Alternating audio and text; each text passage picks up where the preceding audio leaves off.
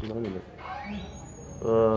साहब जी, आज आपका इलेक्शन चालू है और बहुत सारा पार्टीज आपका अभी संगठन को भी अप्रोच कर रहा है।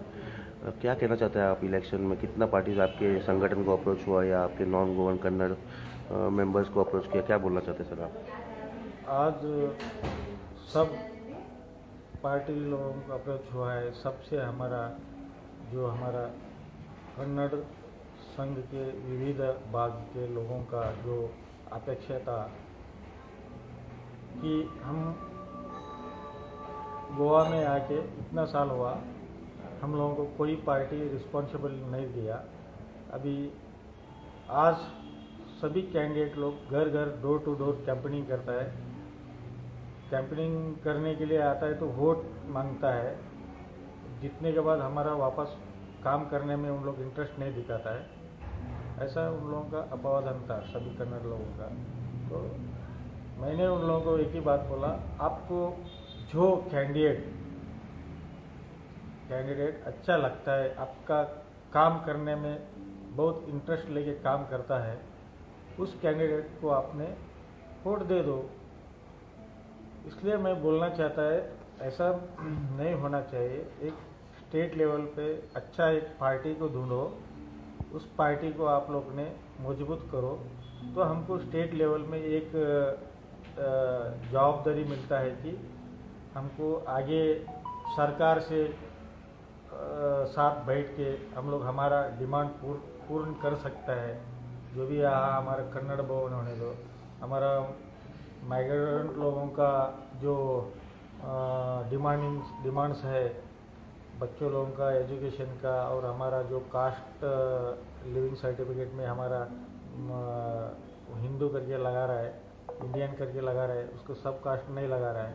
तो नौकरी में जाने के लिए और पढ़ाई में जाने के लिए आगे बहुत दिक्कत हो रहा है। उसके लिए हम लोग सरकार के साथ बैठ के कुछ आगे का रास्ता ढूंढ सकता है।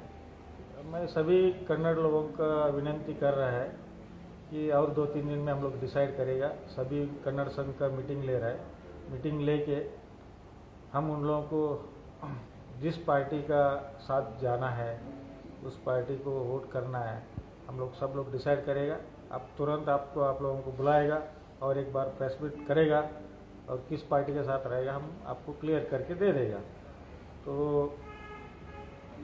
ऐसा हमारा डिमांड्स तो अभी सभी गवर्नमेंट को बता दिया है। एक माइग्रेंट कारपोरेशन बनाना, एक कन्नड़ भवन बनाना, ये सब बता दिया है। लोग भी बहुत फेल्डअप हुआ कि इतना दिन हमारा काम कुछ नहीं हुआ है।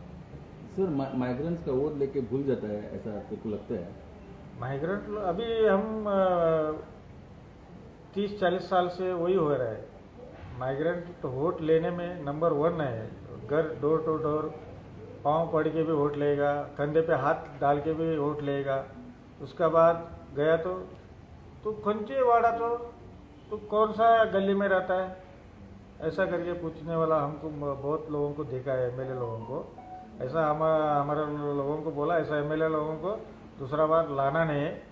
अच्छा कैंडिडेट और तुम्हारे साथ 24/7 जो काम करेगा, उस कैंडिडेट को आप जिता के लाना, तुम्हारा जिम्मेदारी करके ऑलरेडी इंस्ट्रक्शन दिया मैं। वैसा ही उन लोग करेगा कि उन लोगों का काम हो जाए। सर, इसके पहले आपका और रेवोल्यूशनरी गोवंस पार्टी का काफ़ी बार ऑनलाइन या किधर तो आपका हमेशा भिड़ते रहता है। आज क्या उनका कैंडिडेट आपके पास आ रहा है या आपका कुछ प्लान है? क्या है, आप क्या बोलना चाहते हैं? नहीं, मेरे को आरजी का ऐसा कुछ नहीं। आरजी का इतना बड़ा एफर्ट हो रहा है करके हमको पता नहीं, क्योंकि वो थोड़ा पॉकेट्स कहाँ का उन लोगों का जो है, वो पॉकेट्स में उन लोग हल्ला मचाता है, शोर मचाता है, और इतना चल रहा है। ऐसा कुछ सुनाई नहीं दे रहा कि बहुत उन लोग आए जितना मार्जिन लेके नेक्स्ट कंटेस्ट करने का जो ऑल पार्टी आए। देखो अभी गोवा में इतना पार्टी स्टैंड बाय होने के लिए वो कुछ मार्जिन रहता है, वो मार्जिन के लिए सब लोग प्रयत्न कर रहे करके बोल रहे हैं ना। ऐसा वो लेवल पे भी नहीं है। आगे तुमको नेक्स्ट इलेक्शन को आरजी का टिकट मिलेगा, तुम रुकेगा?